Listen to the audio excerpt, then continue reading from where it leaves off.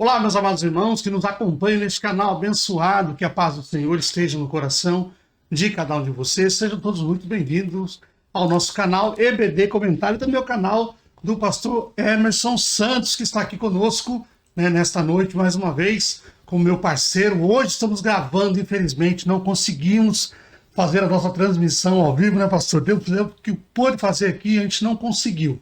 Bom, estamos hoje aqui para apresentar para vocês a nova revista, para o quarto trimestre do ano de 2024, amém? Vamos falar sobre as promessas de Deus. Confie e viva as bênçãos do Senhor, porque fiel é o que prometeu. Não é mesmo, pastor? Diga essas primeiras palavras de hoje. A paz do Senhor, meus irmãos, que bom nós estarmos juntos, nessa abertura de mais um trimestre aqui, este que é o quarto trimestre de 2024, e nós estamos fechando este ano com uma lição maravilhosa, O pastor Anselmo já mostrou, e nós vamos falar sobre as promessas de Deus, tá? Desde o que é uma promessa, a importância dela, os tipos de promessa. Então é muito bom ter vocês conosco, vocês aí que já são alunos do pastor Anselmo, professor Anselmo, aí no EBD Comentado, vocês também do nosso canal. É sempre bom ter vocês conosco aqui, estudando a palavra de Deus. Maravilha, né, pastor? A gente vai falar um pouco a respeito da revista. Eu estava dando uma folhada aqui, falei, meu Deus, que trimestre abençoado que vai ser, esse quarto trimestre de 2024, falar das promessas de Deus, a promessa de Deus para Israel, as promessas de Deus para a igreja, a promessa e obediência, a promessa de salvação, a promessa de cura divina. As promessas são diversas aqui que vai nos levar a entender o quão necessário é estar na presença de Deus. Eu lembro que, lendo em Deuteronômio 28, Deus falando através de Moisés que se obedeceres a minha palavra, tudo aquilo que for dito, vocês serão benditos ao entrar, benditos ao sair, serão benditos no campo, benditos na cidade, mas também, logo após fala, se vocês não obedecerem, vocês também serão o quê? Todas as maldições que estão aqui vão recair sobre vocês. Então, eu escolho obedecer. Amém?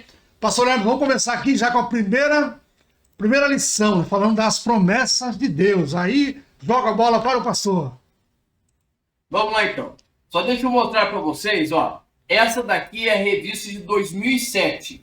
A última vez que nós falamos sobre as promessas de Deus foi no ano de 2007, E nós entramos falando a respeito do caráter das promessas de Deus e soberania, a promessa de salvação, do batismo com o Espírito Santo, cura, paz interior, da verdadeira prosperidade, um lar feliz, velhice feliz e frutífera, as promessas de segurança num mundo inseguro, a promessa da segunda vinda de Cristo, a promessa de entrada no céu e a promessa, como alcançar as promessas de Deus. Esse daqui foi ministrada, foi escrita pelo pastor Antônio Gilberto, chegar bem pertinho aqui, saudoso pastor Antônio Gilberto.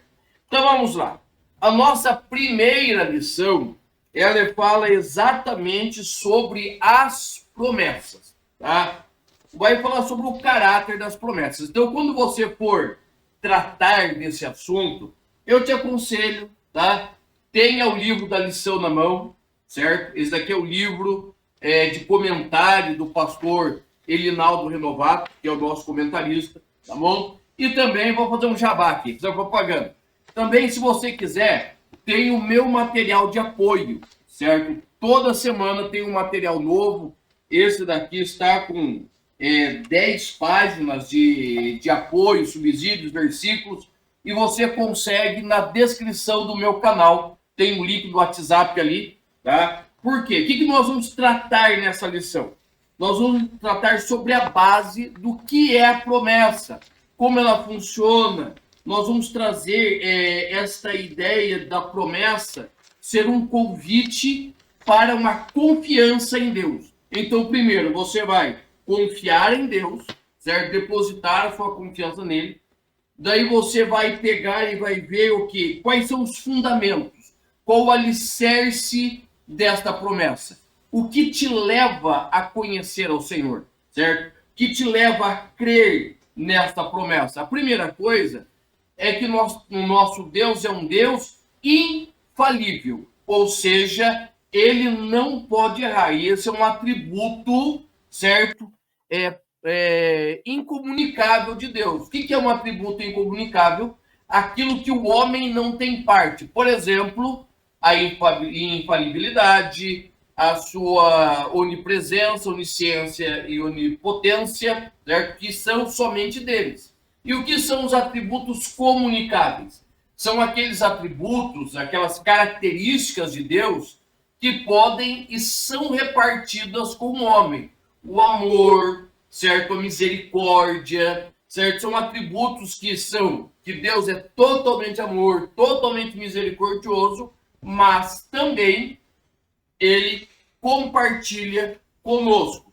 E nós vamos encerrar esta lição falando sobre promessas condicionais e promessas incondicionais. Ou seja, que são aquelas promessas condicionais? Aquelas promessas que começam com se. O professor Anselmo já começou falando aí do Deuteronômio 28, né?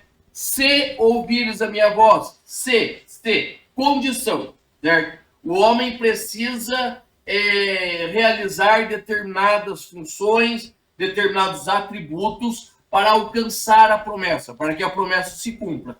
E as incondicionais? São aquelas que o Senhor irá realizar, o homem fazendo ou não, o homem crendo ou não, o Senhor vai fazer. Por exemplo, a questão lá de Gênesis 8, quando Deus ele decide que não vai mais destruir a terra. Enquanto houver planeta, haverá estações, plantio, chuva. O Senhor vai fazer, independente se eu crer ou não. Tá? Por exemplo, outra promessa, a volta de Cristo.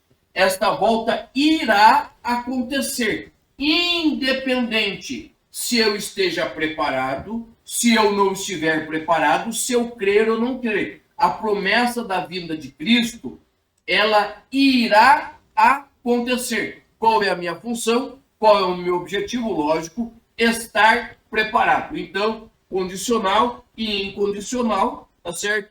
E qual o propósito desta promessa? É que o nome do Senhor seja glorificado na minha vida, na sua vida. Todas as promessas do Senhor é para que o nome dele seja plenamente glorificado em nossas vidas. Amém. Glória a Deus, maravilha. Eu estava vendo aqui, né, a respeito das promessas incondicionais, das condicionais. Eu lembrei do livro segundo livro de Crônicas, capítulo 7, no versículo 14. Se o meu povo, que se chama pelo meu povo. Né, se. Então tudo é a questão de condições. Se, né, todo aquele que quiser vir após mim, né, negue-se a si mesmo, também é uma condição. Negue-se a si mesmo, né? Toma sua cruz a cada dia e me siga. Assim Jesus falou. Maravilha. Então, vamos aqui para a nossa segunda lição do trimestre. As promessas de Deus para Israel. A gente vê lá aqui dentro das promessas de Deus, na leitura de Gênesis capítulo 12, versículo 3, fala assim: abençoarei os que te abençoarem, e amaldiçoarei os que te amaldiçoarem, e em ti serão benditas todas as famílias da terra. Aqui é Deus falando para Abraão, não é isso, pastor? Dizendo, né, que... Mas diz uma coisa para mim, o Abraão, se nós lermos lá, vamos observar lá dentro de geografia bíblica, ele entrou na parte dos hebreus, é isso? Ele começou com, né, depois de Abraão que veio Jacó, né, logo mais para frente, para vir se transformar em Israel. Mas vamos aí, tá com o senhor a bola de novo. Tá, vamos lá. Qual é a ideia das promessas de Deus para Israel? Primeiro, nós precisamos ficar muito conscientes. Existem promessas que são para Israel unicamente e promessas que são para a igreja. Por exemplo, nós falamos aqui, o pastor Anselmo falou, eu falei também, de Deuteronômio 28. Irmãos, Nós usamos Deuteronômio 28 nas nossas igrejas, mas Deuteronômio 28 é para Israel, certo? A promessa de Deuteronômio 28 é para Israel. Como assim, irmão Emerson? Lá no finalzinho de Deuteronômio 28, do 1 ao 13, são só promessas. Se você obedecer, se você fizer, papapá, e a bênção vem, a amassadeira, e frutifica. N promessas para Israel na obediência. Agora, se Israel desobedecer, será maldita a amassadeira, maldita a sementeira, maldita a criação, maldito, maldito, maldito, maldito, maldito, e chega num ponto que é só para Israel. Por isso, Deuteronômio 28 é para Israel. Vai dizer assim, ó, se vocês desobedecerem, o Senhor arrancará vocês da terra onde vocês estão, certo? E o levará para as nações. Então, veja bem, qual é a ideia das promessas de Deus para Israel? É que o povo, ele ouvisse a voz do Senhor, temesse e compreendesse que a bênção está nas mãos de Deus. A vitória está nas mãos de Deus. Preste atenção. Deus vai dar uma promessa a Abraão, certo? Ele vai dizer assim, ó, sai da tua terra e vai para a terra que eu te mostrarei. E lá, o que vai acontecer? Far-te-ei, ou seja, o Senhor disse, vai fazer. Ele irá fazer de Abraão uma grande nação. Ou seja, não depende de Abraão. Porque se dependesse de Abraão, eles estavam lascados. Abraão já estava com 75 anos nesse ponto. Então o Senhor diz, eu vou fazer de você. Não importa se você entende ou não. Qual o teu papel? É sair da sua terra. Por quê? Quando você tomar a decisão de sair, certo? O projeto vai andar mais rápido. Deus iria, de qualquer forma, não se sabe, mas Deus iria concretizar o seu plano. Tá? Qual o plano? O plano de construir uma grande nação. E dentro deste plano, o Senhor promete abençoar quem abençoasse Israel. Tá? O Brasil, ele viveu um tempo de grande prosperidade a partir de 1948. Irmãos, é nítido. Vá na história do Brasil, tá? E veja quando começou realmente a expansão do Brasil. Porque até a década de 40, começo da década de 50, o Brasil era quase uma grande fazenda. Mas a partir de 48, entrando em 50, começa a Revolução Industrial no Brasil. Isso é porque Oswaldo Aranha, ele deu voto de Minerva que aprovou a criação do Estado de Israel. E a partir desse momento, as bênçãos de Deus começaram a vir sobre a nossa nação. Tá? Então, veja bem, é a promessa da bênção para quem abençoar. Agora, o contrário também é verdadeiro. Por quê? Porque se as outras nações, se nós amaldiçoarmos Israel, a maldição do Senhor virá. E a maldição do Senhor não é que o Senhor vai jogar praga.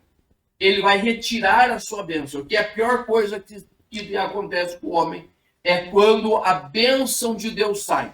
Se você for lá para Romanos capítulo 1, você vai ver que Deus vai dizer assim, que para aqueles que vivem em orgias, em afastamento de Deus, o que o Senhor vai fazer? O Senhor vai retirar deles, vai se afastar deles, que é o pior castigo que o homem pode viver. E dentro dessas promessas, tem a promessa do Messias, tem a promessa que Israel seria uma bênção para todas as nações, não é só para o Brasil, é para todas as nações, tá? E isso, irmãos, acontece em Cristo, mas também acontece através da vida do povo judeu. Se você buscar na história, eu gosto muito de história, se você buscar na história, os judeus, eles estão envolvidos em todas as nações.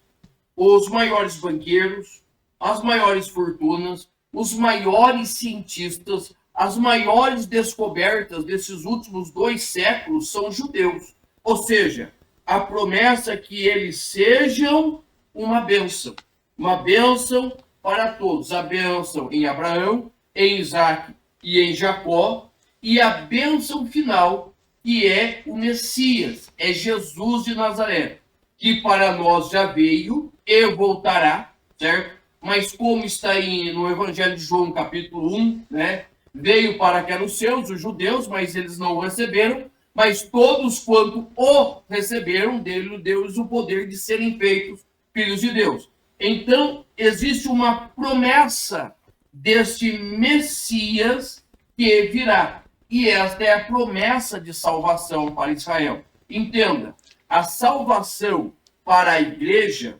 começou a partir da morte de Cristo. A salvação e a constituição da igreja. Quando virá a salvação para Israel? No final da grande tribulação. Aí você precisa abrir o livro do profeta Zacarias, certo? A partir do capítulo de número 10 ali, e você vai ver descrito com detalhes como Deus irá agir para salvar a sua nação, para salvar Israel. Tá? Então, nós temos aí estas promessas para Israel. Glória a Deus, né, pastor? Eu estava observando, né, a respeito dessas promessas, né? Quando o senhor falou a respeito de quem aqueles que vos abençoarem serão abençoados, né? E nós vemos que muitos daqueles que viraram as costas a Israel, eles pagam um preço muito alto. E a gente vê que não é brincadeira, aquilo que Deus promete, aquilo que Deus faz, ele cumpre. E muitas vezes nós brincamos com isso, né? Vamos lá, então, para a nossa terceira lição, vai ser as promessas de Deus para a igreja. Mateus 16, 18, fala assim: pois também eu te digo que tu és Pedro, e sob esta pedra edificarei a minha igreja, e as portas do inferno não prevalecerão contra ela. Amém? Então, pastor, a bola de novo com o senhor aí. Tá, vamos lá. Quais são as promessas de Deus para a igreja? Não é para o mundo, não é para o perdido. Preste atenção, o que nós precisamos entender? Quando Deus olha para o mundo, Deus vê 3 nações. 3 nações. Primeiro, os judeus, certo? A descendência de Abraão. Os semitas, descendentes de Abraão, hebreus, judeus, israelitas, tá. Depois, ele vai ver os gentios. Quem é gentio? Todo aquele que não é judeu, certo? Todo aquele que não é judeu. E por último, o Senhor vai ver a igreja. O que é a igreja? A igreja é a junção de todos os salvos, judeus e gentios. Sim, tem judeus salvos, sim. São judeus messiânicos. Então, desses 3 povos, o Senhor tem promessa para os 3. Promessa para os judeus, que nós vimos. Promessa para os gentios, que é a promessa de salvação em Cristo Jesus. E nós temos agora a promessa para a igreja, para mim, para você, igreja de Cristo. Primeiro, a promessa do Senhor, ela tem um cunho sobrenatural, certo? Como assim sobrenatural? Nós começamos em Atos, capítulo 1, versículo 8, que é o revestimento de poder. Você é salvo, certo? Ou seja, se você é salvo, você recebeu a promessa aos gentios. Qual é a promessa aos gentios? A salvação em Cristo Jesus. Subsequente, nós temos aí a promessa do revestimento de poder, batismo com o Espírito Santo, tá? E isso você precisa entender. Lucas 24, o Senhor sopra sobre os discípulos o seu Espírito. Essa daí é o Espírito de santificação, certo? O da nossa conversão. Todo crente tem o Espírito Santo, não é batizado. Mas nós temos a promessa do revestimento de poder. nós temos aí a promessa dos dons espirituais. Então é a promessa sobrenatural. É a promessa que vai além do natural para a igreja, ok? Então, primeiro, promessa sobrenatural. Revestimento de poder. Se você já é batizado com o Espírito Santo, você tem ao seu dispor os dons. Busque de Deus.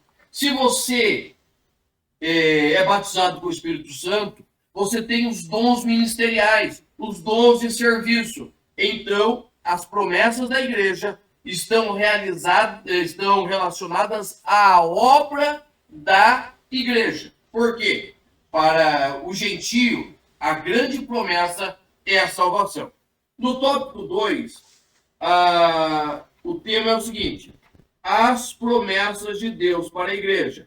Daí nós temos a promessa da vida eterna, a promessa do poder e a promessa da glorificação do corpo. A promessa da vida eterna. Preste atenção. Aí eu quero falar um negócio bem técnico para você. Todo aquele que entrega a sua vida a Cristo é salvo. Mas nós precisamos, irmãos, permanecer salvos. Infelizmente, nesses últimos meses, nós temos visto homens de Deus, que até então nós olhávamos e víamos como homens de Deus, envergonhando o Evangelho. Por quê? Receber a Cristo é um ponto. Permanecer em Cristo é outro ponto. Tá? Então, que a primeira promessa, a promessa da vida eterna. É possível perder a salvação? Sim, é possível. E nós vamos discorrer com detalhes na nossa lição.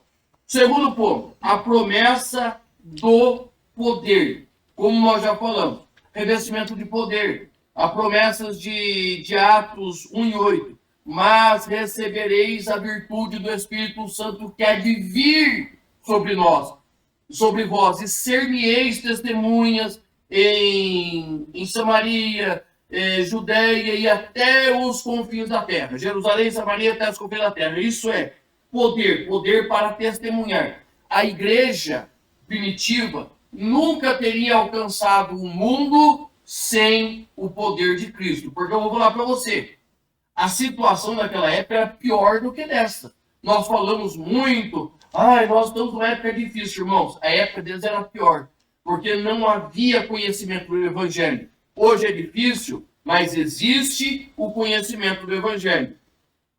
E o nosso terceiro tópico, condições para viver a promessa. Aí nós vamos voltar a alguma coisa da lição de número 1, certo? É preciso crer, é preciso ser fiel e é preciso obedecer a Deus. Preste atenção. Grandíssima parte das promessas de Deus são condicionais.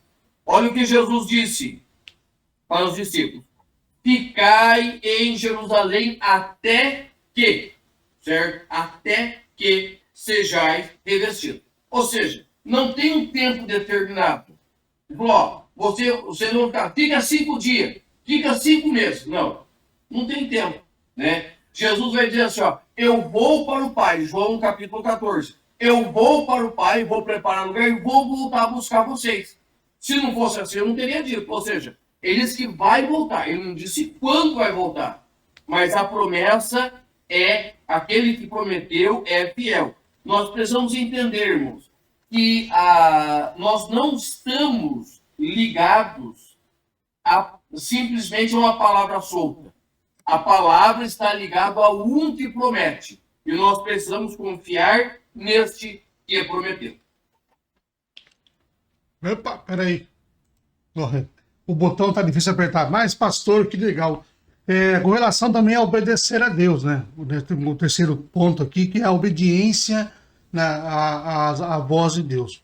Pastor, uma coisa que é muito difícil muitas vezes nós entendemos a questão da obediência.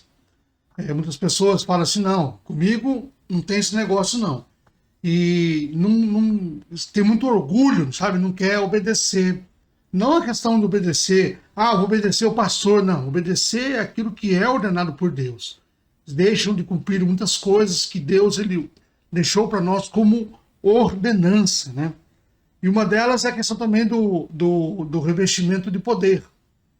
Nós vemos que nós temos várias denominações que são cessacionistas, dizem que os dons, eles terminaram, né, ali, quando terminou o cano da Bíblia. Mas nós entendemos que os dons, eles estão aí para, né, e estão a olhos vistos, nós precisamos compreender tudo isso aí e colocar em prática. E aqui também, pastor, na parte de ser fiel. Quando o senhor falou que é possível, sim, perder a salvação, muitos dizem que não. Falam que não. Uma vez salvo, sempre salvo. Procure na palavra do Senhor para vocês verem que não é bem assim, né? Para nós recebermos a salvação, nós precisamos o quê? Nascer de novo. Nascer da água e do Espírito, né? E nos mantermos o quê? Fiéis, né, ao propósito de Deus, buscando o que? A nossa salvação dia a dia, através do quê? Da santificação. Porque a salvação, pastor, não é mesmo? Uma graça imerecida que nós recebemos através de Jesus Cristo. Ninguém era merecedor dessa graça.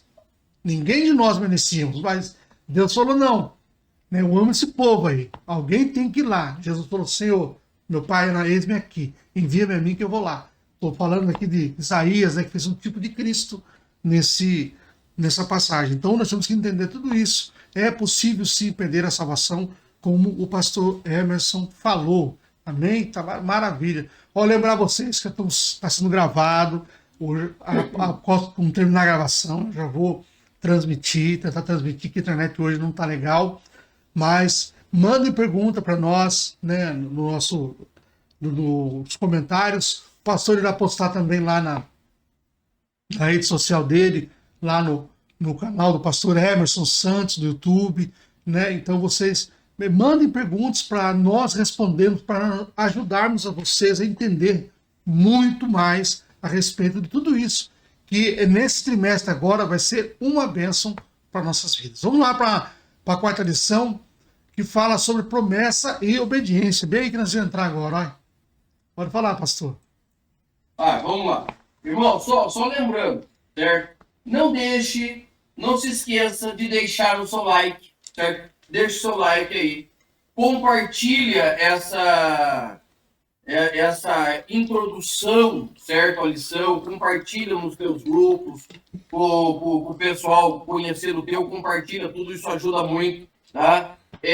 Se inscreve no canal do pastor Anselmo, também no meu canal PR Emerson Santos, tá? Do pastor Anselmo é EBD-comentada, certo? Vai lá e se inscreve, e isso tudo vai nos ajudando aí, tá bom? Vamos lá, promessas e obediência. Irmãos, eu parto do seguinte princípio, certo? Na minha vida. Eu sou uma pessoa obediente, certo? Obedecer não quer dizer gostar, tá?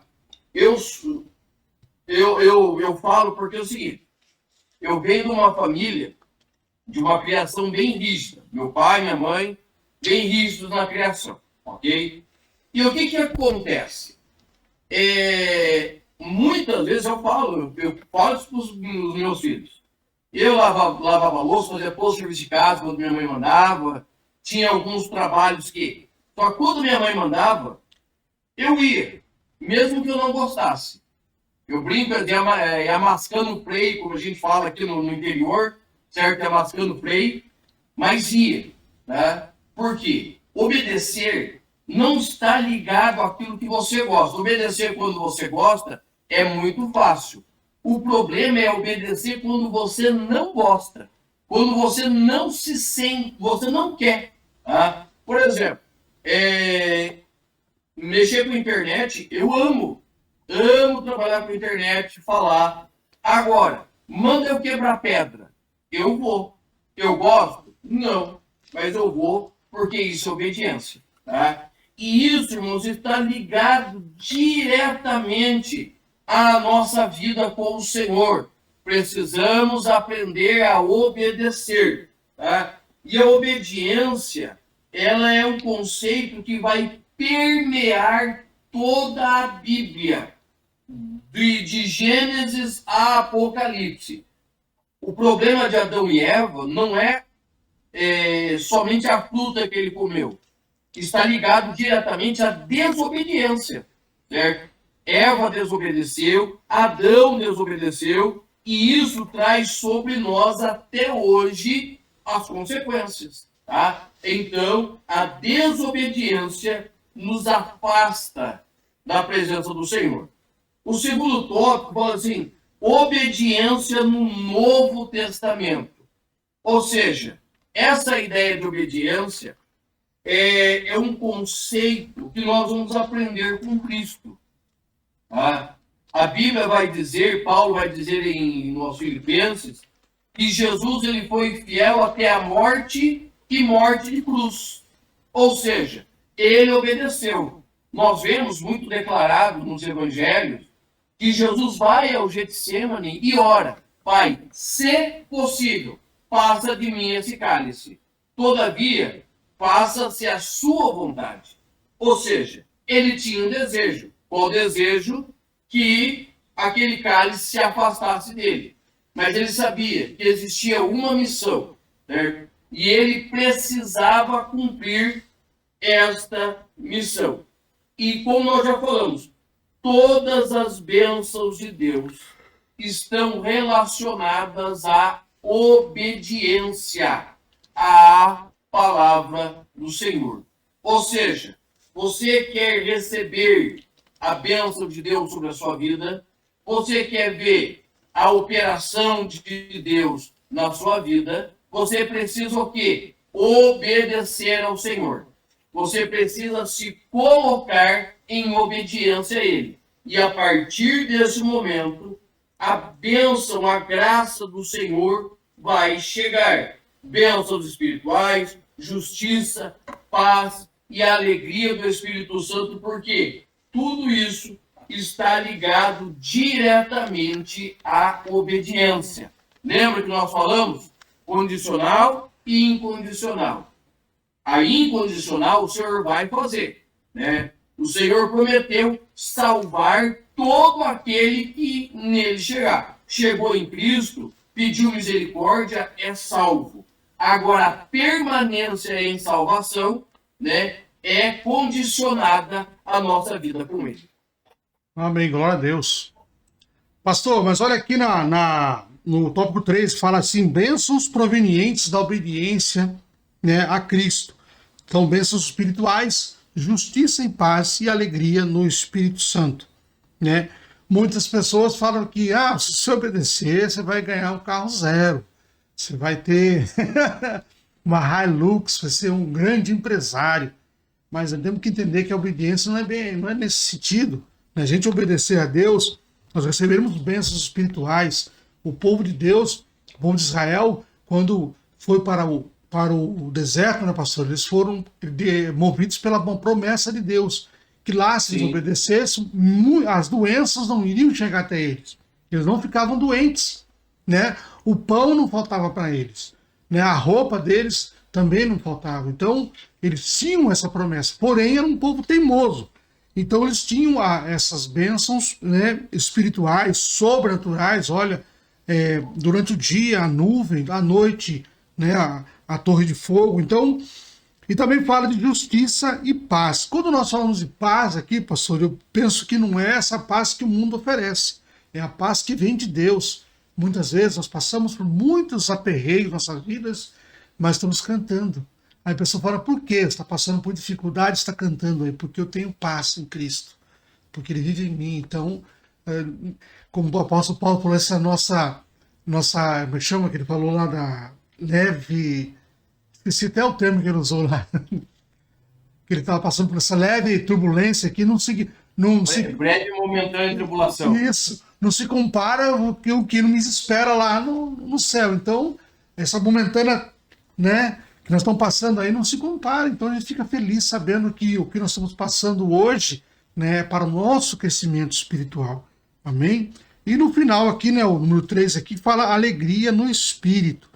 Então, essa alegria vem de uma relação diretamente, né, com com Cristo, né? Que é a marca da nossa vida, de cristão, sermos alegres e felizes porque nós recebemos em Cristo a salvação. Vamos lá para a lição número 5, falar sobre a promessa de salvação. Glória a Deus, maravilha. Né? A promessa de salvação através de Jesus Cristo. Pastor? Tá. E eu gostei muito que o comentarista, né, o pastor Linaldo Renovato, ele usou todo o texto de João 3, do 14 ao 21. Por quê?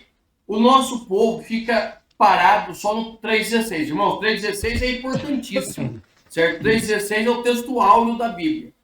Mas dentro desse, do 14 ao 21, que é uma perícope, um pedaço de texto que tem começo, meio e fim, ele vai explicar o porquê que Cristo seria levantado, certo? Ele começa dizendo assim, olha, como Moisés levantou a serpente no deserto, 3,14, João 3,14.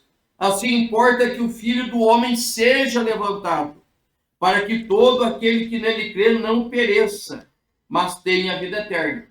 Tá? Então veja bem, ele vai levar o povo a olhar lá para Moisés, certo? No que aconteceu no deserto, certo? As serpentes ardentes lá, e todos eles que olhavam para ela, aqueles que eram picados, saravam.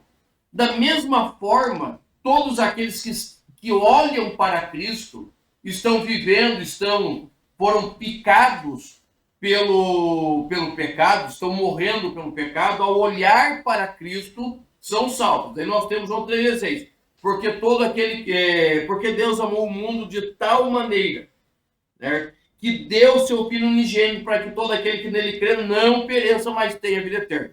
Agora olha o 17. Porque Deus enviou o seu Filho ao mundo, não para que condenasse o mundo, mas para que o mundo fosse salvo por ele. Quem crê nele não é condenado, mas quem não crê já está condenado, porque não crê no nome do unigênito Filho de Deus. Aí, ó, veja bem. Então nós já temos aí toda a base de salvação, tá? Que isso vai ser replicada nos capítulos, nos tópicos 1, 2, 3. Primeiro tópico, promete salvação, uma maravilhosa salvação, a obra da salvação, o Salvador, tá? Uma maravilhosa salvação é a libertação da morte espiritual que entrou no mundo através da desobediência, tá? A obra da salvação. A obra da salvação é realizada em Cristo Jesus. Por quê?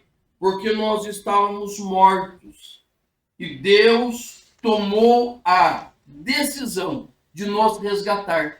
Tá? Ele poderia ter acabado com tudo, mas ele decidiu nos resgatar. E aí ele nos vai propiciar um Salvador. É o texto de Isaías, capítulo 6, que o professor Anselmo citou agora de pouco. Né? A quem enviarei? E a quem há de ir por nós? Eis-me aqui, envia-me a mim. Ou seja, é um brado nos céus que retumba, certo? Na terra. E Cristo, ele vai dizer, eis-me aqui, envia-me a mim. Tá? Então nós temos aí a promessa de salvação. E essa natureza, né, que é o subtópico, é o tópico 2, ela vai falar de justificação, regeneração e santificação, tá? Que são os 3 atos instantâneos ali do momento que nós entregamos a nossa vida a Cristo. Justificação, somos totalmente perdoados, tá? O nosso nome fica limpinho no CEPROC, no Serasa do céu. Pode ter certeza. Tomou a decisão de aceitar em Cristo todos os teus pecados, tua conta é perdoada. Paulo escreve isso lá aos Colossenses, no capítulo 2, versículos de 11 a 14, se eu não estiver enganado. Ele vai dizer que a cédula, sabe a caderneta, que é onde a gente marcava as compras na mercearia? Aquela cédula, aquela folha é rasgada e é cravada na cruz. Totalmente justificado. Segundo, nós somos regenerados. Somos gerados de novo. É isso que Nicodemos não entende em João 3. Certo? E ele vai perguntar, como pode um homem sendo velho voltar ao ventre da sua mãe. Aí Jesus vai explicar todo o processo da regeneração, que não é regenerado no corpo, não volta para o ventre, mas é uma nova criatura, certo? É uma nova criação de Deus, é uma nova vida. E você presta atenção, é tão gostoso novo convertido na igreja, porque realmente é uma criança na fé. Ele, qualquer coisa, ele fica maravilhado, e ele chora por qualquer... Diferente, muitos crentes vão ficando cascudo aí, né? Vão ficando aí duro, né? E é regenerado, é uma nova criatura, exatamente, uma nova criança. E por fim nós vamos ter o que? A santificação. Tudo acontece.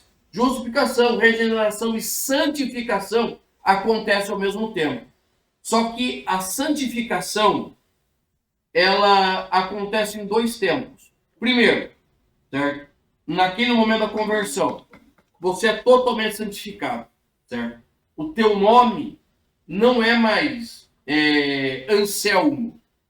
Anselmo Tananã, certo? É Anselmo Santo, né? Eu sou Emerson Santos, mas é Emerson Santos Santo. Nosso nome é mudado. Nós temos ali a santificação. Nós somos colocados à semelhança de Cristo. Pedro vai escrever assim, ó, sede santos, porque o Senhor vosso Deus é santo. Ou seja, a partir daquele momento, nós somos separados para viver uma nova vida com Deus. Mas o que acontece? A santificação, em primeiro momento, é uma obra de Deus. Em segundo momento, que é a santificação progressiva, é uma obra que eu realizo. Como assim eu realizo? A partir deste momento, olha só, a partir deste momento, eu tomo as minhas decisões. Abandonar o pecado, abandonar os vícios, abandonar a mentira. Eu vou abandonando tudo por amor a Cristo. Então nós temos aí a natureza. E por fim, né, como nós estamos falando, é a promessa da preservação na salvação. Olha só, subtópico 3. Se você tiver a tua revista aí, preste atenção e grife ali embaixo. Promessa e preservação na salvação. Porque muitos já caíram fora da salvação. Então aí nós vamos ter o quê? Qual é a base da salvação? É Cristo. Tá? E o que é a apostasia? É um abandono consciente da fé. Um abandono consciente da fé. Isto é apostasia. Tá? Então a pessoa vai colocando outras coisas, meios, preocupações, angústias no lugar de Cristo. Ok? Então é importante nós entendermos isso. Que a Bíblia, ela não mostra que a salvação é incondicional, certo? Uma vez salvo, sempre salvo. Mas a Bíblia deixa claro que nós devemos andar em salvação, andar como salvo, viver como salvo, viver uma nova vida em salvação, tá bom? É só você olhar para Paulo.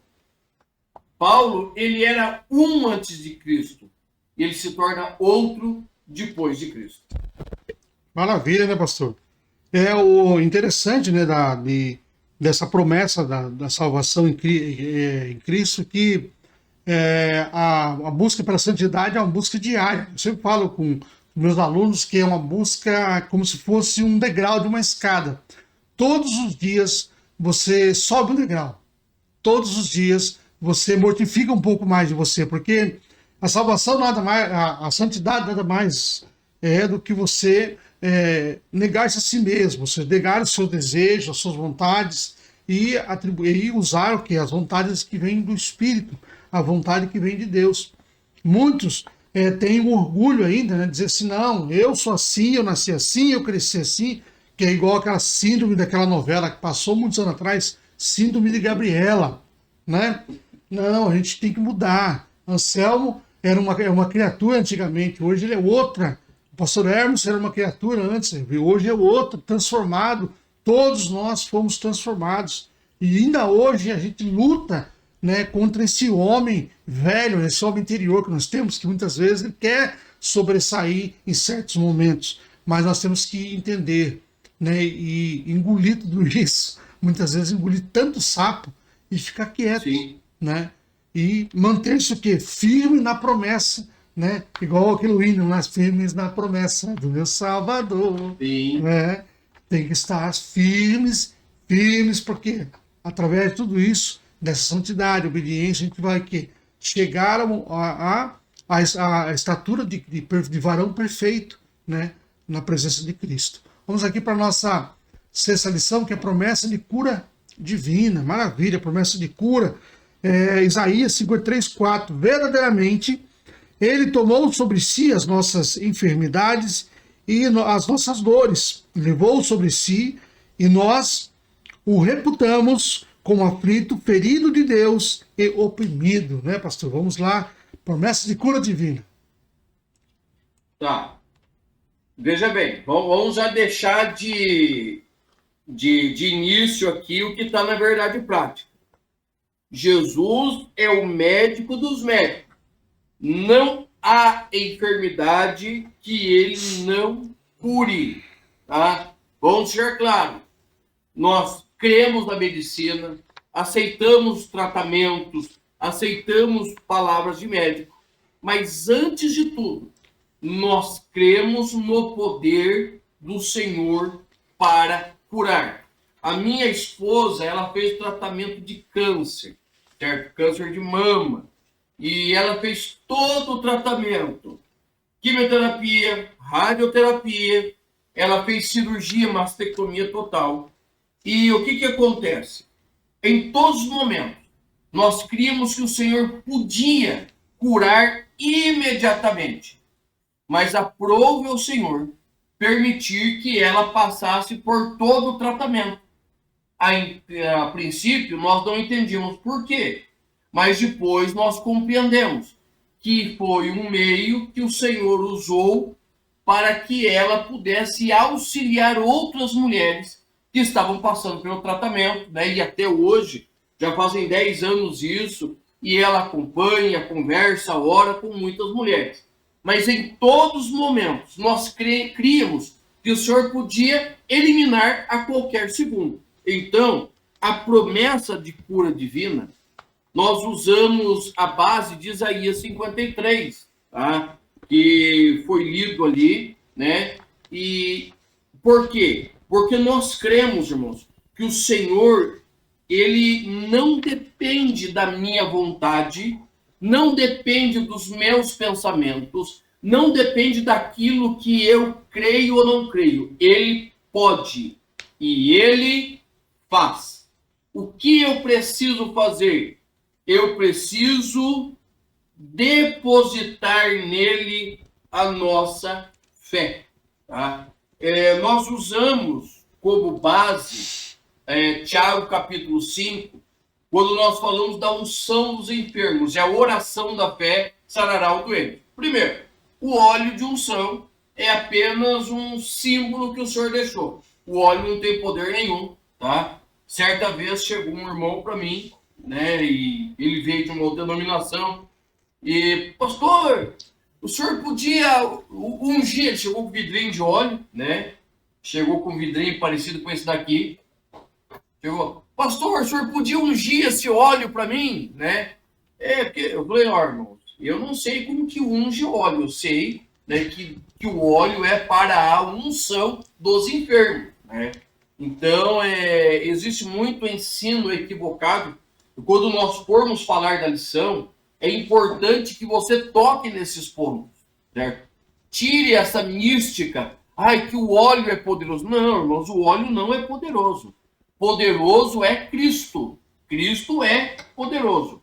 O óleo não é poderoso, entendeu? E daí unge, casa, outra. Unção é para enfermos, certo? Jesus, quando manda os seus discípulos, ele manda também orar e ungir os enfermos. Bom, e da onde vêm as doenças?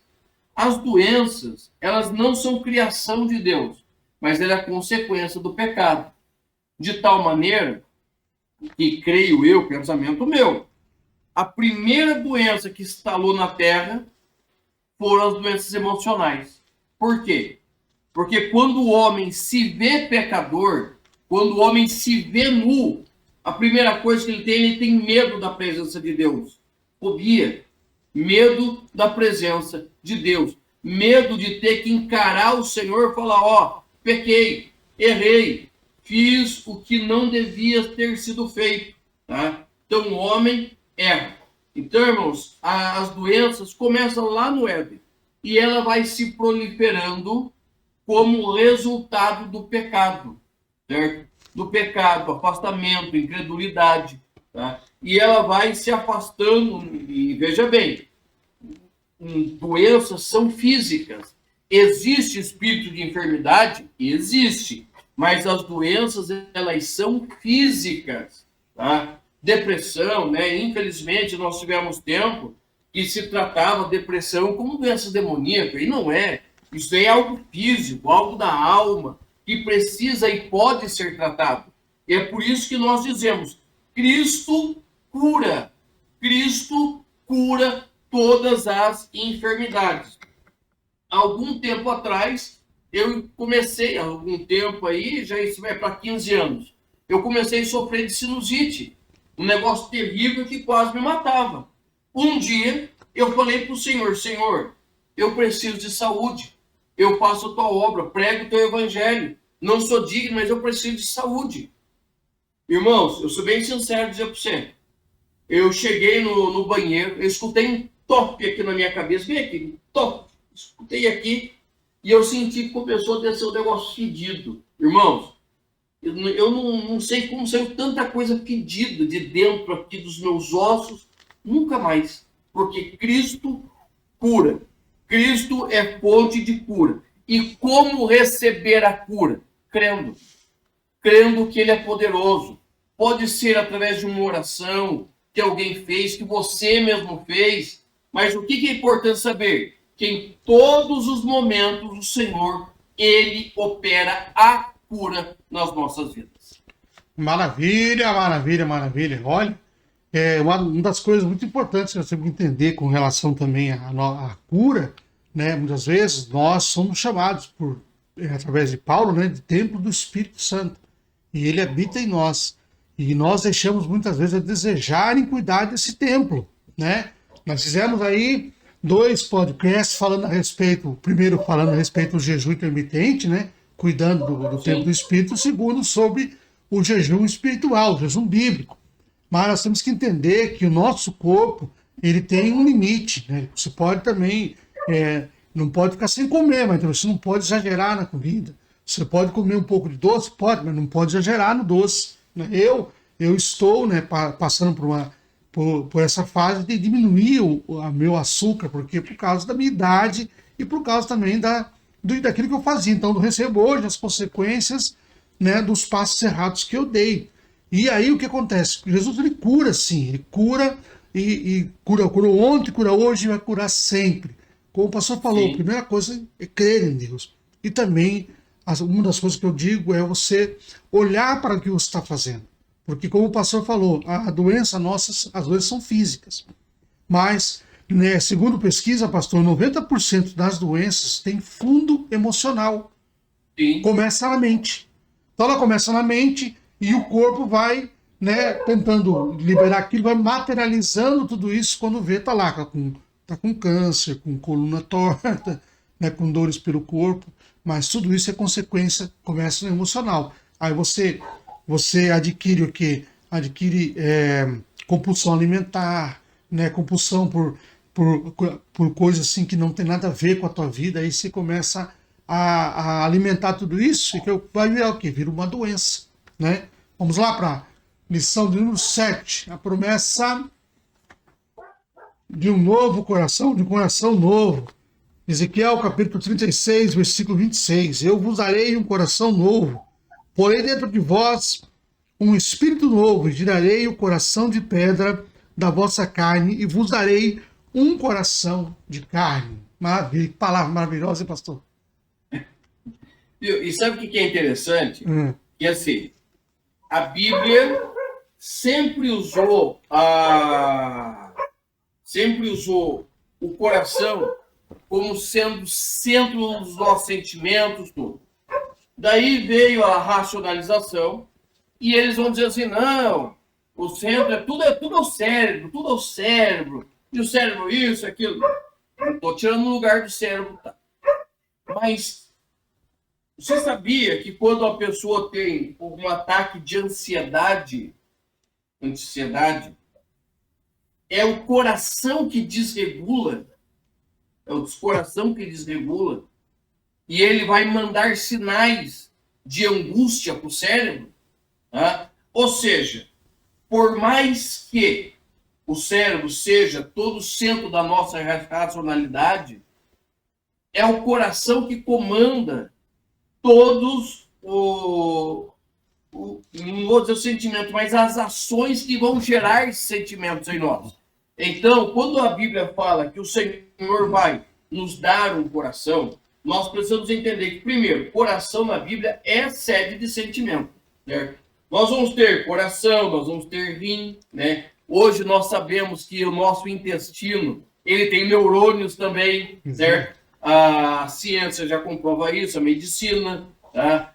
Que quando nós estamos com medo, aquele friozinho na barriga, certo? São sentimentos gerados, certo?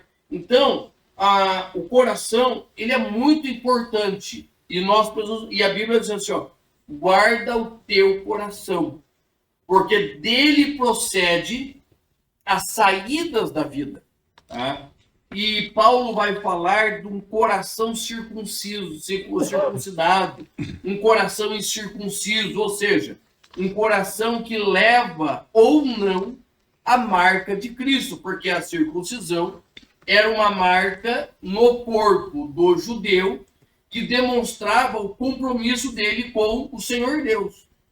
E nós não temos nenhuma marca física como cristão. O que marca esse nosso compromisso com Cristo é algo interior à nossa circuncisão do coração, que também pode ser tratado como um novo coração. Deus falando a Jeremias, no capítulo 31, ele vai dizer que ele tiraria o coração de pedra e colocaria um novo coração, tá? E é por isso que muitas vezes as pessoas não entendem como alguém muda tanto quando toma decisão por Cristo. Por quê? Aquele coração duro, aquele coração empernecido, ele é transformado, tá? E isso não só acontece por quê? Porque o coração de quem está em Deus é transformado. E isso nós precisamos entender, que nós temos como orientar o nosso coração, tá? Nós temos, é a questão do homem natural e o homem espiritual. O homem natural se alimenta de coisas naturais, os prazeres deste mundo. O homem espiritual, ele se alimenta de Deus, o seu prazer está no Senhor. Nós passeamos, nós viajamos, mas o nosso prazer está onde? Está no Senhor. O nosso coração está depositado em Deus, certo? Está depositado no Senhor. Ali no Evangelho de Lucas, capítulo 2, versículo 18 e 19, está escrito assim, ó. E todos os que ouvirem se maravilharão do que os pastores diziam. Mas Maria guardava todas as coisas, conferindo em seu coração. Ou seja, o coração de Maria estava guardado. Estava guardado do que estava acontecendo. Por quê? Porque ela guardava no coração dela a palavra do Senhor, o que o Senhor havia falado para ela. Não importava do que estava acontecendo em volta. Então, o Senhor conhece o nosso coração e nós precisamos guardar o nosso coração. Porque quando nós tomamos a decisão de guardar o nosso coração, automaticamente a alegria, a felicidade, o prazer do Senhor, ele se coloca em nossa vida. Nós lemos Mateus capítulo 1, versículos, Mateus capítulo 5, versículos de 1 a 9, as bem-aventuranças, né? E nós lemos como se fosse, é bonito, é poético, mas compreendo uma coisa: o que é uma pessoa bem-aventurada? É uma pessoa muito mais do que feliz, é uma hiperfelicidade. E em todas as situações, das mais aprazíveis até as mais dificultosas da nossa vida. E um coração que é posto no Senhor, automaticamente, este coração se enche de alegria, de felicidade, de prazer no Senhor. E o que isto vai acontecer? O amor de Deus se derrama sobre os nossos corações, né? E qual é a grande função do coração? É levar, através do sangue, oxigênio para todos os membros do corpo. Ou seja, tudo que passa pelo teu coração, ele é distribuído pelo teu corpo. Então, se você encher o seu coração da presença de Deus, se você encher o seu coração do amor de Cristo, automaticamente o teu corpo estará cheio de Cristo também. Glória a Deus, que maravilha. O nosso coração é muito importante mesmo, né? Eu estava lembrando aqui que muitas vezes a gente toma um susto assim, a primeira coisa que desregula o meu coração, dá aquela tremedeira, aquela batedeira assim, e é verdade. Eu, como frequento a academia, né, eu vou lá e puxo um peso um pouquinho exagerado, o coração sente, Aí tem um amigo que falou: rapaz, você já não tem idade mais para você puxar esses pesos aí, então toma cuidado. E aí eu tenho diminuído um pouco o nível da minha carga, mas é assim mesmo, quando chega uma altura o coração fica mais cansadão. E é interessante, né, pastor, que toda a nossa emoção na mente, ela reflete nosso coração mesmo. Não tem como você não sentir o medo e não sentir o coração disparar, ou estar ansioso, o coração começar. Eu, quando vou ministrar a palavra em qualquer lugar, em qualquer momento, aqui mesmo dentro do que estão falando aqui, dá aquela tremedeira, sabe, aquele nervosismo, o coração já dispara, mas é porque a gente está na dependência de Deus, que eu entendo que é isso, é colocar-se na dependência de Deus. Vamos aqui para a nossa lição de número 8, falando sobre paz, né? Promessa de paz. Paz de Deus, a paz que vem do nosso Senhor. Tá. E essa palavra paz, eu gravei ela muito fácil no grego, porque a palavra paz é airene. I-R-E-N-E. Irene. A gente escreve Irene, mas é airene. Por quê? Irene é o nome da minha avó. Né? Irene é o nome da minha avó. Né? E o que essa paz vai dizer? Não é a ausência de guerra. Tá? O que o pessoal prega hoje sobre paz. Não. A paz na Bíblia é tranquilidade no olho do furacão. Tá? Tranquilidade. Lembra lá de Moisés, quando ele chega na frente do Mar Vermelho e vira toda aquela turbulência, o pessoal gritando, se desesperando. O que Moisés vai fazer? Moisés vai orar. E um dos grandes... uma das formas de você saber se alguém tem paz ou não é que no momento da adversidade ele vai orar, vai buscar ao Senhor. Tá? Então, Moisés estava no meio de um conflito, imagine, 3 milhões de pessoas com ele, 3 milhões de pessoas com ele, certo? Prestes a ser mortas, encurraladas, porque ele estava em Piraiote, tá? Não tinha para onde se escapar, os soldados de Faraó vindo e o mar na frente. O que ele vai fazer? Ele fala: Senhor, eu não sei o que fazer. O que eu faço? O Senhor diz: ordena o povo que marche. Pronto. Moisés teve paz para tomar decisões. E esse, irmãos, é a ideia da paz, certo? A paz que nós encontramos na Bíblia não é ausência de guerra, mas é tranquilidade no meio da guerra, tá? E esta paz, ela é declarada em todos os momentos. Por exemplo, nós como crentes, né, assembleianos, nós nos saudamos com a paz do Senhor. Irmãos de outras matizes evangélicas, todos eles envolvem paz, porque paz só pode vir do Senhor, tá? A paz do mundo não é paz, é uma aparente ausência de conflito, mas a paz do Senhor nos ajuda a viver no meio da dificuldade, tá? Lá no livro de Levítico, nós temos o quê? Nós temos no livro de Números capítulo 6, né? Nós temos a bênção sacerdotal, que o Senhor te abençoe e te guarde, faça resplandecer o seu rosto sobre ti e te dê a paz. Ou seja, em todos os momentos, o ser humano precisa de paz, né? Agorinha mesmo, exemplo bem claro. Nós estávamos nos preparando para a gravação, estava tudo certo, o pastor Anselmo já tinha acertado tudo. Na hora de soltar para a live, né? Porque nós estamos gravando, para soltar para a live, deu tudo errado. Nós poderíamos ter ficado bravos, nós poderíamos ter ficado agitados, perdido a paz, né? Poderíamos ter discutido, estou responsável. Mas o que aconteceu, né? Puxa, lógico, a gente esquenta a cabeça, né? Nós tínhamos uma programação, né? A gente esquenta a cabeça, mas nós compreendemos o que Paulo vai dizer em Romano, que todas as coisas contribuem junto para o bem daqueles que servem a Deus e são chamados pelo seu decreto.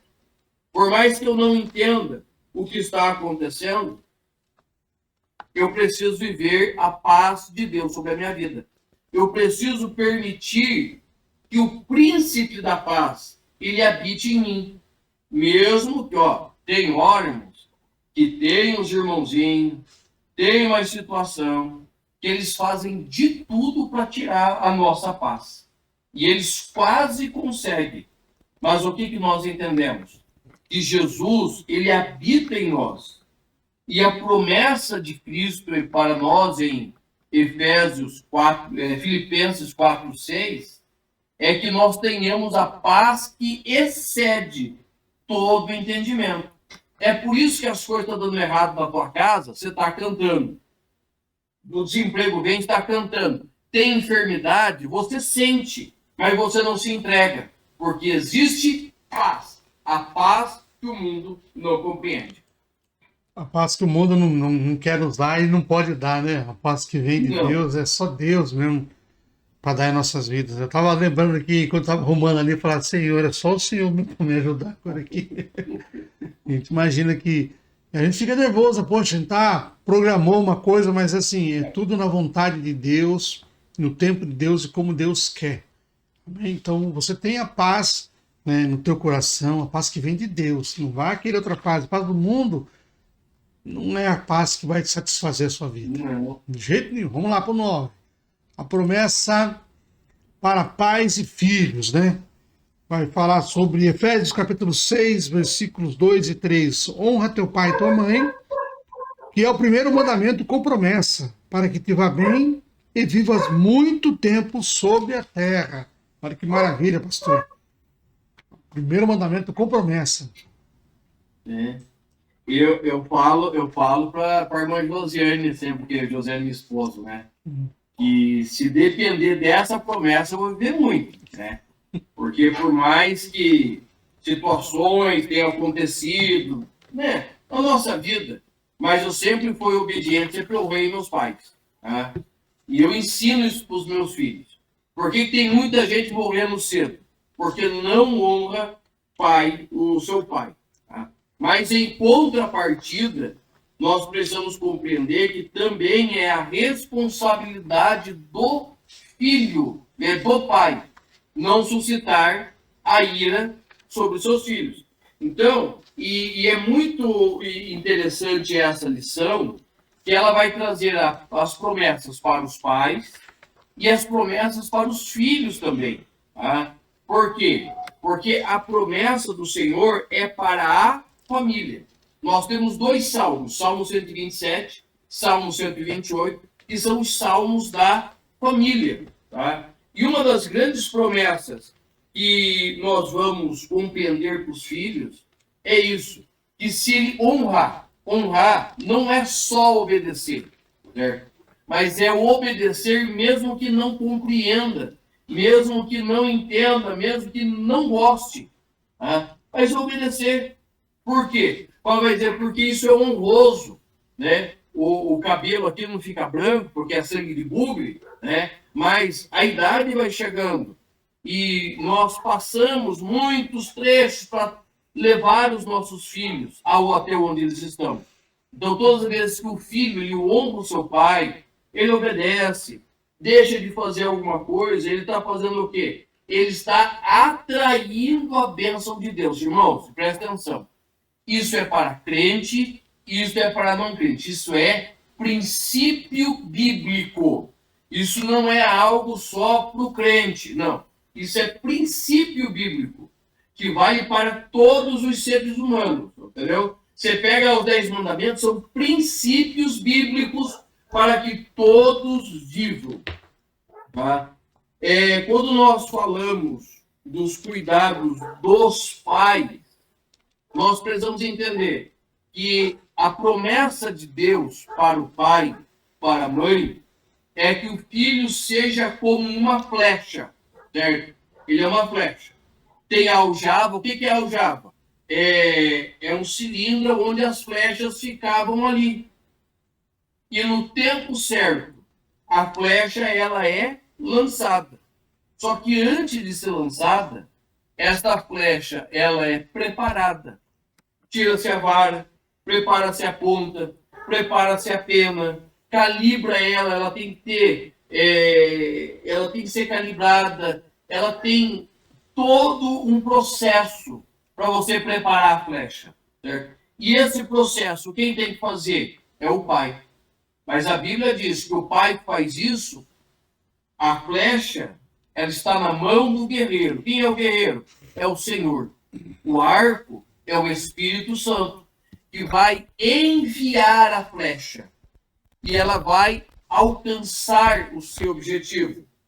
O Salmo 128 vai dizer que a família do homem, da mulher que teme ao Senhor, é como uma videira, a esposa, o marido, é como uma videira frutífera à volta da sua mesa. E os filhos estão ali.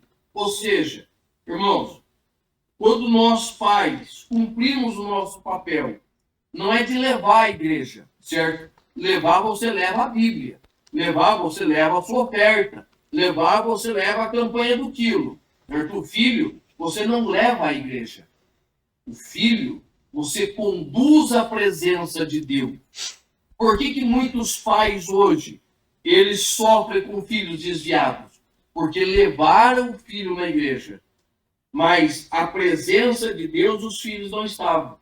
Então, a bênção que nós precisamos colocar sobre a vida dos nossos filhos começa conosco, comigo, com você, ensinando o teu filho no caminho que deve andar, como diz Deuteronômio 6. E aonde? No caminho, na estrada, no sentar, no levantar, em todos os momentos. Para quê? Para que ele seja instruído e ele vá à presença do Senhor. Levar aos cultos é muito importante. Os meus filhos, quantas vezes queriam ficar em casa? Nunca deixei. Por quê? Precisa estar na igreja. Tá? E isso vai fazer o quê? Vai fazer com que os teus filhos, eles sintam prazer de estar na casa de Deus, sintam prazer de estar na sua casa. Se o teu filho está cheio de Deus, a sua casa será um lugar de delícias para ele. Maravilha. Estava aqui lembrando de quanto a nossa geração foi uma geração que cresceu, né, obedecendo os pais, cresceu honrando os pais. Muitos de nós, eu me considero, sabe, pastor, um jovem que deu certo, porque a minha vida não foi fácil, mas eu sempre obedeci meus pais, sempre. Hoje, para graça de Deus, eu tenho 6 filhos, né? E 7 netos já. Então, e eu sempre falo para eles: olha, honre teu pai, honre a tua mãe, para não ter problema. Sempre Sim. eles têm que entender. Mas tem hora que o negócio pega. Mas a gente está ali para instruir nossos filhos, porque não é que eu não quero que eles cometam erros na vida. Sim, eles vão cometer, né? Mas nós precisamos mostrar para eles que muitos erros são consequências de nossas escolhas erradas. Então eles têm que entender que, através do exemplo, eles podem mudar a vida deles no futuro. E assim nós conduzindo, né, como o senhor falou, os filhos para a presença de Deus, não levando obrigado. Vem cá, você vai. Quando vê, cresce com ódio da igreja. Ódio de Deus até, né? Isso é o que é o pior. Sim. Vamos então para a lição de número 10. Lembrar vocês que vão assistir depois esse vídeo aqui, que você se inscreva no canal do pastor Emerson, PR, Emerson Santos, no meu canal IBD, traço comentada, lá também no Instagram, né, que é o e.b.d _ comentada, do pastor Emerson. Qual é o Instagram do senhor? PR Emerson Santos. Tudo junto. Tudo junto. Isso. Se inscrevam lá. O pastor toda semana tem aula de teologia. Olha que maravilha. Olha, aproveitem, estão estudando teologia, né, para vocês se aproximarem mais de Deus. A teologia não afasta de Deus, não. A teologia nos aproxima de Deus. Faz nós entendermos como é verdadeiramente ser servo do Senhor. E isso é muito importante. Você que quer ser pregador, estude. Não falte na EBD, outra coisa, não falte, vai para a EBD. É lá que você tira dúvida, é lá que você questiona o professor. Porque durante um culto, como é que você vai questionar o professor? Não é o pastor dentro do meio do culto? Pastor Emerson, para um pouquinho, estou com dúvida aqui. Não tem jeito. Então tem que ir para a EBD, estude, né? Vamos então para a lição de número 11. 11, né? Não. 10. Para a promessa de proteção divina. Vamos ler aqui. Salmo 91, verso 11. Porque aos seus anjos dará ordem a teu respeito, para te guardarem em todos os teus caminhos. Glória a Deus, maravilha. Ó, nós terminamos uma lição, a lição passada, a revista passada, que nós falamos de Ruth e de Esther. Mas o que me chamou muita atenção, deixa eu ver se está aqui a minha revista ainda. Eu aguardei ela. Mas que numa das nossas lições, enquanto Mardoqueu estava dormindo, a mãe estava tramando a sua morte. Estava preparando a forca. Por outro lado, o rei perdeu o sono. E estava pensando como abençoar a vida de Mardoqueu.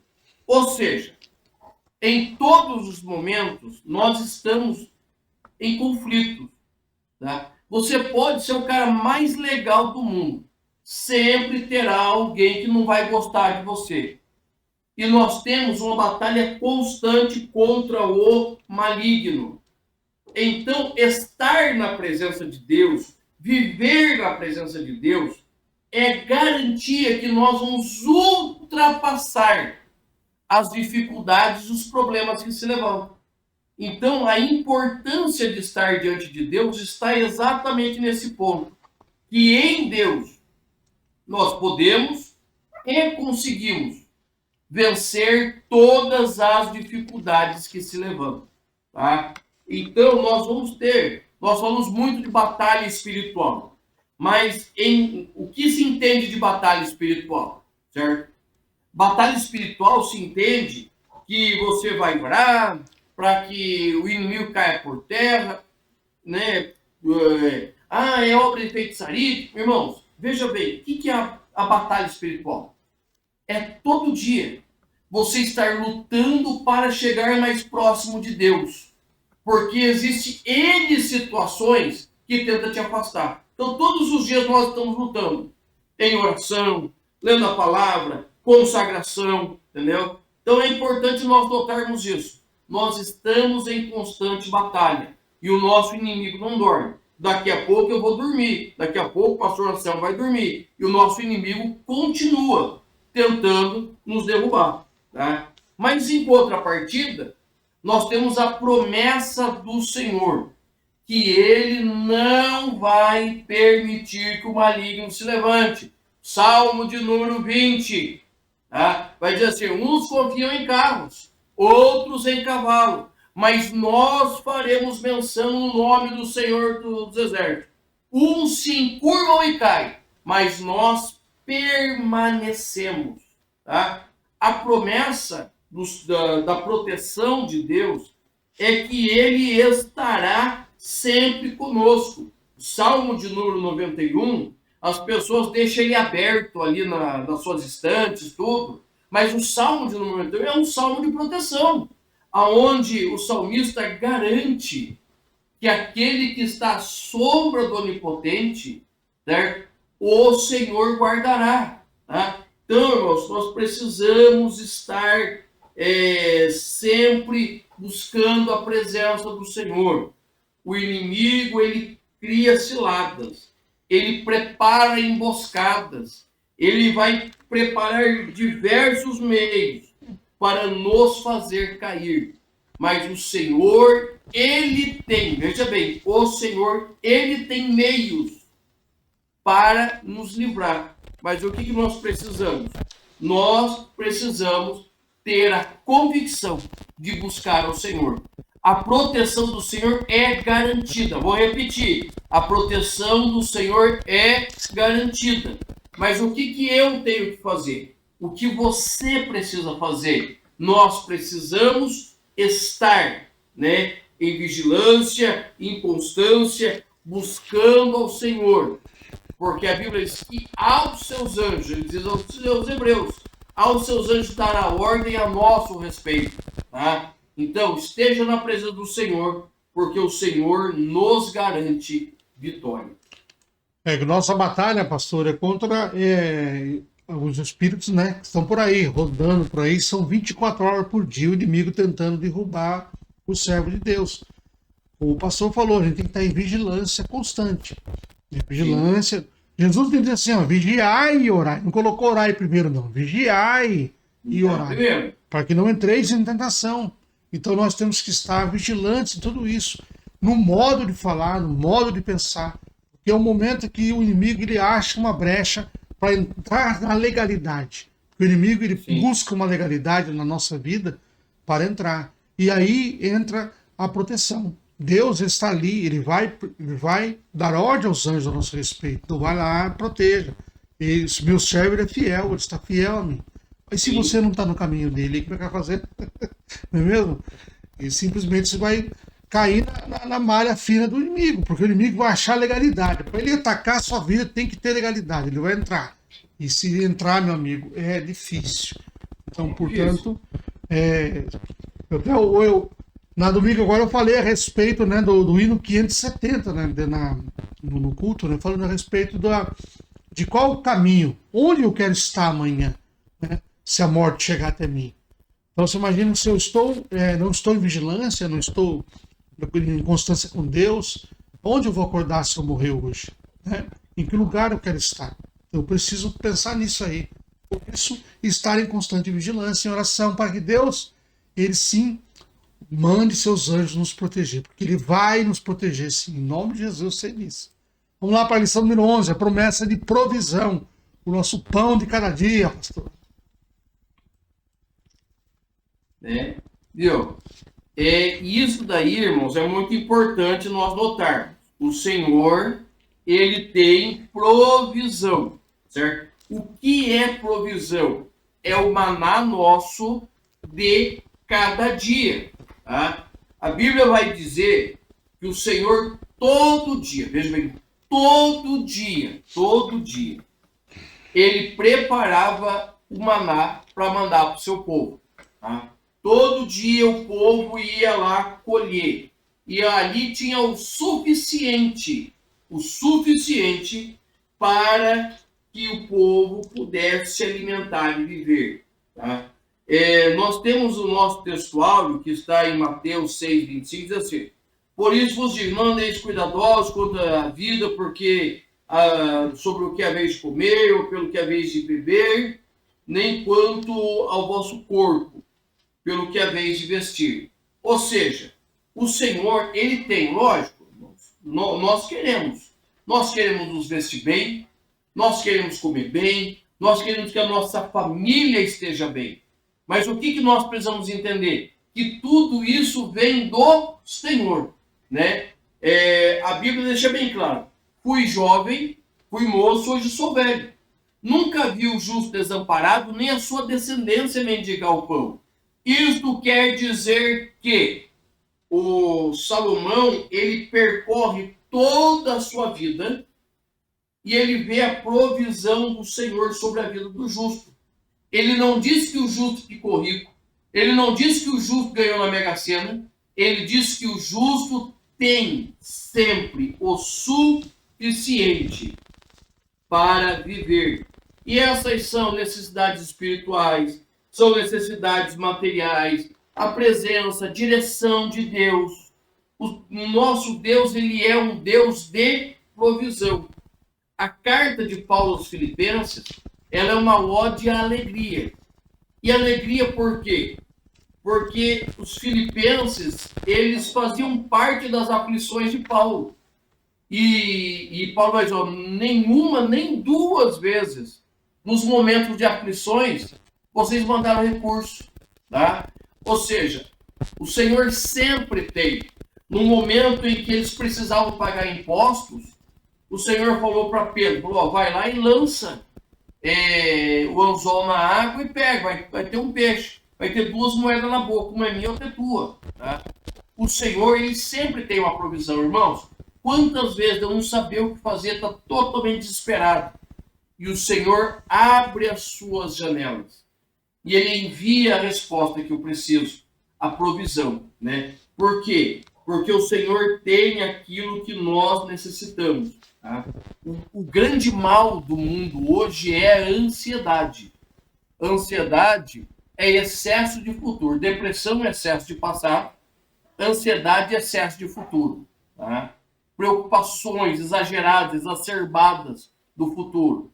Mas quando nós aprendemos a confiar no Senhor, mesmo esses momentos de dificuldade, nós conseguimos ter paz no meio da tempestade.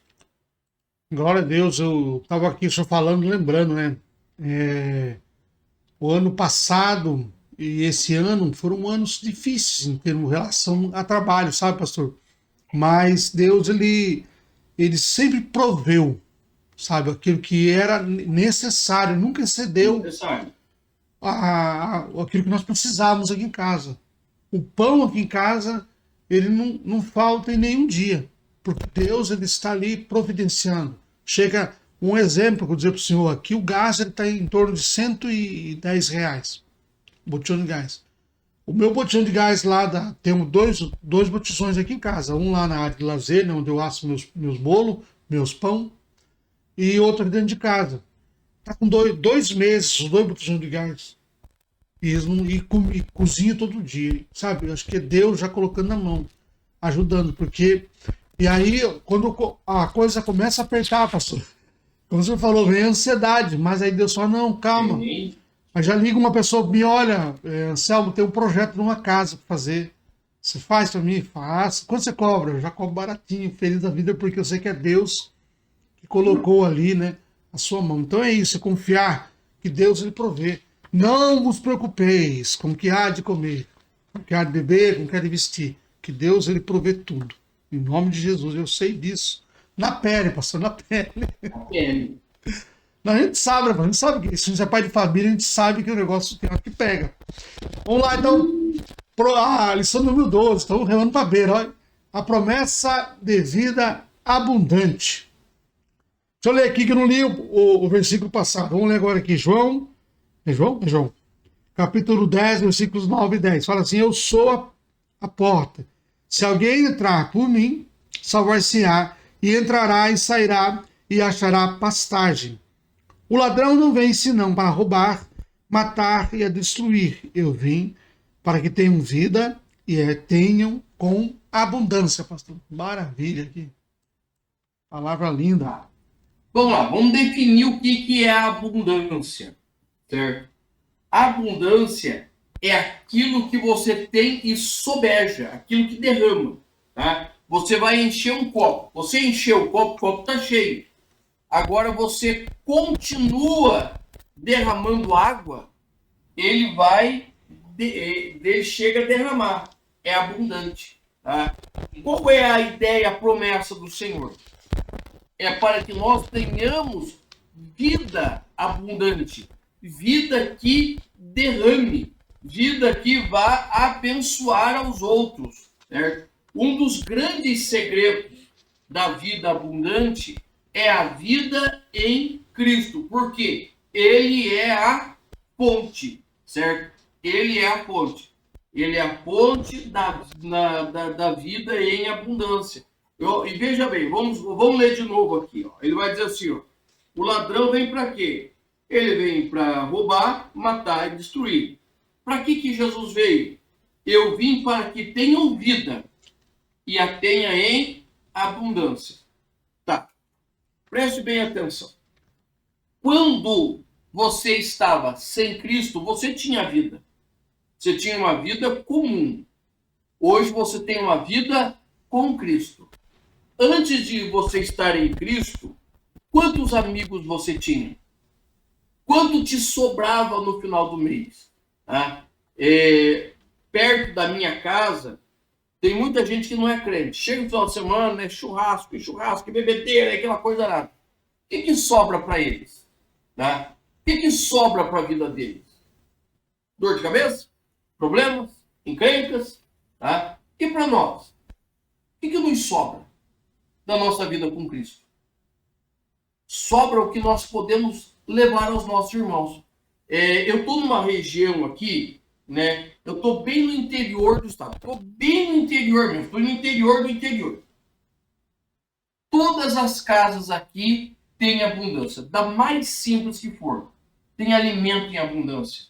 Tem paz em abundância. Tranquilidade em abundância. Felicidade em abundância, mesmo que eles tenham as coisas mais simples do mundo. Mas por quê? Esta região que eu estou aqui, irmãos, tem muito crente. Provavelmente aqui 95% da comunidade é crente, certo? Congregação cristã, Assembleia, Deus é amor, entendeu? É crente. Então a abundância de Deus se manifesta aqui. Então você vê, mesmo nas casas mais simples, eles têm abundância. Por quê?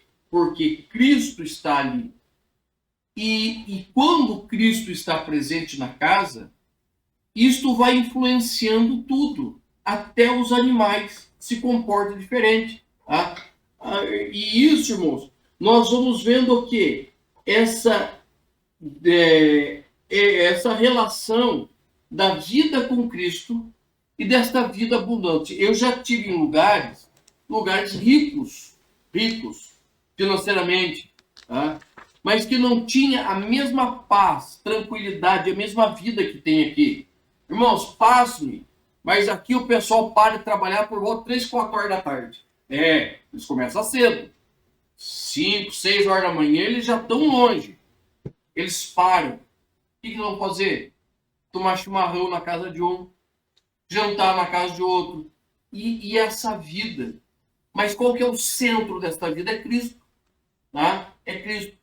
Por quê? Porque aqueles que estão sem Cristo, eles não vão tomar um chimarrão. Vão tomar outras coisas que não convém a nós aqui. Mas quando a vida de Cristo começa a ser derramada na nossa vida, o que começa a acontecer? Nós começamos a ver a diferença daquele que serve e não serve ao Senhor, conforme Malaquias capítulo 3. E vereis, capítulo 4, e vereis novamente a diferença entre o que serve e o que não serve ao Senhor. Por quê? Porque lá tem alegria. Tem problema? Tem. Tem enfermidade? Tem. Tem luta? Tem. Tem angústia? Tem. Tudo tem. Mas tem a alegria de Cristo. A alegria da presença do Senhor, tem gratidão. A Josiane é uma pessoa extremamente grata. Ela é grata. E ela nos ensina. Ela me ensina, ensina os nossos filhos. Que tudo que nós temos que fazer, nós podemos ser grato às pessoas, pelo amor, pelo carinho, grato por tudo que o Senhor nos tem dado. Nós não comemos nada sem orar, não recebemos nada sem orar e agradecer ao Senhor pelo dia, pela vida, certo? Pelas oportunidades, até pelas lutas que nós não gostamos. Mas esta abundância do Senhor transborda em gratidão nossa. Nós precisamos agradecer ao Senhor por tudo. E por fim, nós temos a vida eterna. A vida que o Senhor nos concede no Espírito, em que nós abundamos paz, nós abundamos alegria, nós abundamos, sobra em nós tudo, mesmo em dias de dificuldades. Por quê? É promessa do Senhor. Porque Ele quer que nós tenhamos uma vida abundante, uma vida que se derrame sobre a vida dos demais. Como o apóstolo Paulo falou, em tudo dai graças, né? Em tudo que a gente tem que dar graças mesmo, é uma maravilha. Eu estou falando assim, eu imaginando, né, o quanto Deus tem sido maravilhoso na nossa vida aqui em casa. Apesar de todas as dificuldades, nós passamos muitas dificuldades. Quando só olha a gente andando na rua aí, né, de carro, vai para lá, vai para cá, e pensa, tem uma vida boa, tá tudo bem com ele, mas não sabe as nossas batalhas, mas sabe que nós temos um Deus que ele tem nos dado algo suficiente e algo que abunda, que é a vida. Estar dentro na presença de Deus nos traz uma paz que é inexplicável, pastor, inexplicável de viver isso, né? As pessoas quer experimentar essa paz? Vem para Jesus. Olha, você que está assistindo, vem para Jesus. Você vai experimentar isso. Você vai falar assim, meu Deus, por que eu demorei tanto? Meu amigo, não é fácil não. Vamos remar para ver agora, pastor, aqui na última lição, que as promessas de Deus, elas são infalíveis. Eu creio piamente nisso, pastor. Vamos ler aqui. Números, capítulo 23, versículo 19. Deus não é homem para que minta, nem filho do homem para que se arrependa. Porventura, diria ele e não faria? Ou falaria e não confirmaria? Olha isso, vocês são leitura maravilhosa, hein? Irmãos, preste bem atenção. As promessas de Deus são infalíveis. Nós já falamos aí, acho que na lição de número 1, sobre a infalibilidade de Deus. Por que eu posso confiar que a promessa de Deus ela vai se cumprir? Sim, um exemplo bem claro. Eu era criança de tudo. Creio que eu devia ter entre 7 e 8 anos de idade. E o meu pai foi alugar uma casa, na cidade que nós morávamos. Meu pai foi alugar uma casa e ele chegou para o dono da casa e falou de alugar tudo. E ele perguntou assim, viu? O senhor quer bater um contrato? E aquele senhor não falou nada. Ele foi no bigode, puxou um fio do bigode.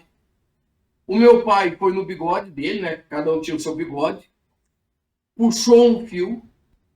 E aquele senhor pegou os 2 fios de bigode e juntou eles aqui. E ele falou assim, a palavra de um homem está no fio do bigode. E aquilo calou aqui dentro. Por quê? Porque para aquele senhor, o dono da casa, a palavra de um homem era suficiente. Agora, por que nós podemos crer que as promessas de Deus são infalíveis?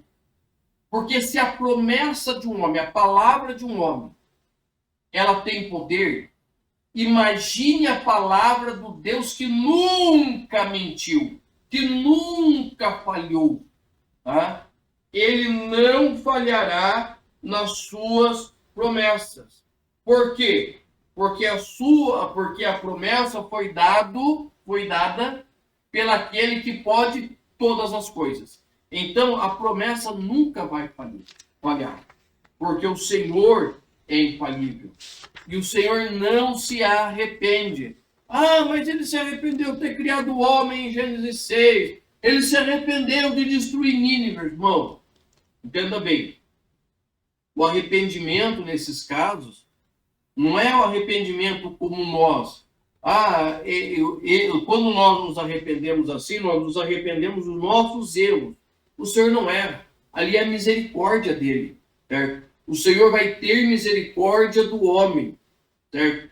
É a misericórdia do Senhor agindo sobre nós. O arrependimento de Deus é ação misericordiosa.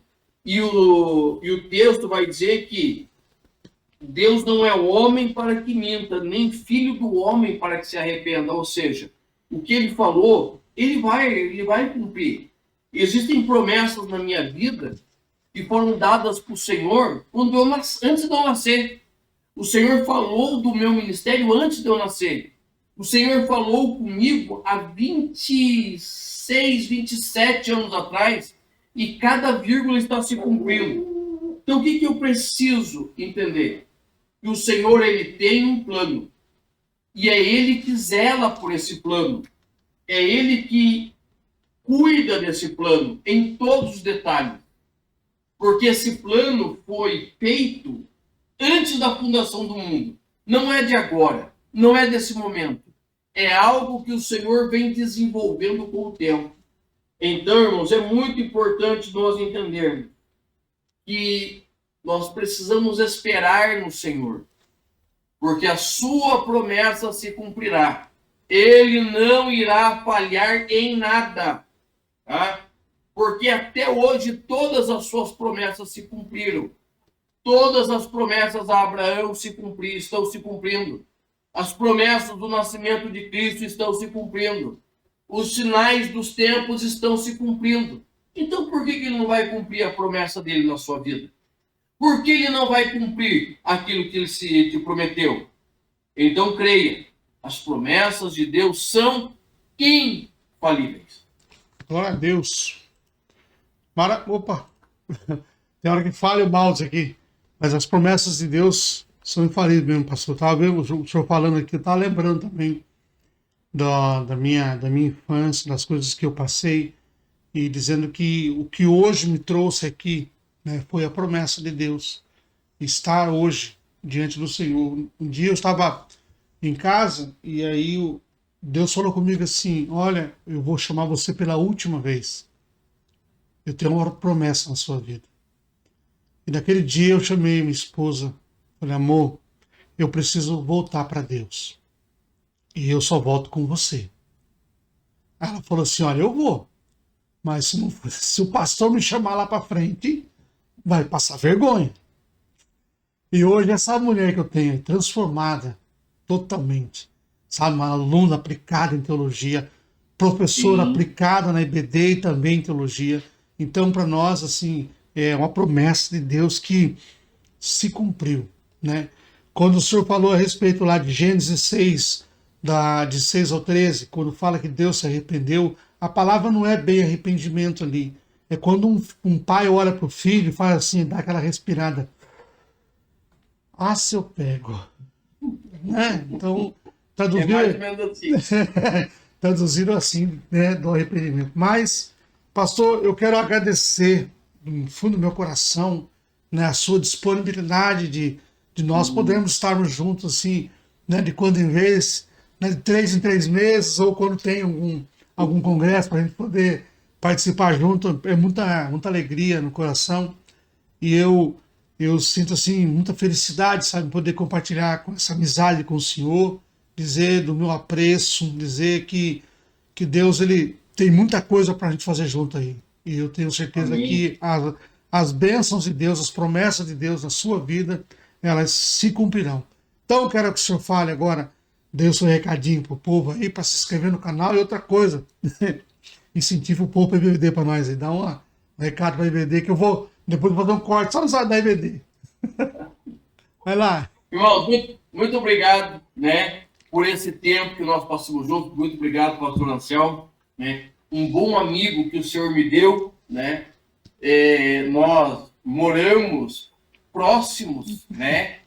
Quando eu morava no estado de São Paulo, eu morava em Itaré, ele morou em Itapeva, então era próximo. Nós não nos conhecemos naquele tempo, mas aprove o Senhor preparar esse tempo. Então Deus te abençoe, meu amigo. Muito obrigado. Não se esqueça, irmão, se inscreva nos nossos canais, né? Nós estamos aqui trabalhando, fazendo o melhor para o reino que nós podemos. E todas as vezes que você se inscreve, deixa o like, deixa o comentário, você fala para o YouTube, ó, o trabalho deles está legal, certo? Vamos aí continuar. Então, nos ajude, tá? E outra coisa, irmãos, outra coisa. Nós estamos iniciando um novo trimestre. Então, o que você vai fazer? Você é professor, superintendente, fale com o teu professor, peça um tempo para você falar na sua igreja. Faça propaganda, certo? Faça propaganda da escola dominical. Nós fazemos propaganda de eventos que são passageiros. A escola dominical não é passageira. A escola dominical é a maior instituição de ensino do mundo, formadora de pastores, pregadores, líderes. Todos os grandes líderes da nossa igreja saíram das classes de escola dominical. Então, insista na sua igreja. Eu sei que tem dias que são desafiosos, são dias difíceis, dias de lutas, mas o Senhor nos garante vitória. Nós temos a promessa do Senhor, que Ele estará conosco todos os dias para nos dar vitória. Seja aluno da escola dominical, insista com a escola dominical, e a palavra de Deus diz assim, que aqueles que muitos ensinarem, resplandecerão como a luz da aurora. Eu espero você na Escola Bíblica. Glória a Deus, maravilha. Amados irmãos, muito obrigado para vocês que vão assistir. Não esqueça de deixar o like, compartilha, né, o link deste canal, né, para os seus, desse vídeo, para os seus colegas, grupo de WhatsApp, mandem. Eu vou mandar também o vídeo agora, depois, assim que eu processar aqui, mandar para o pastor Hermes colocar no canal dele. Então que vocês curtam, compartilhem, se inscrevam nos nossos canais, meu EBD comentada, e o PR Emerson Santos, né? E também o canal do pastor, então se inscrevam. E que Deus abençoe você, sua casa e sua família, em nome de Jesus. Amém.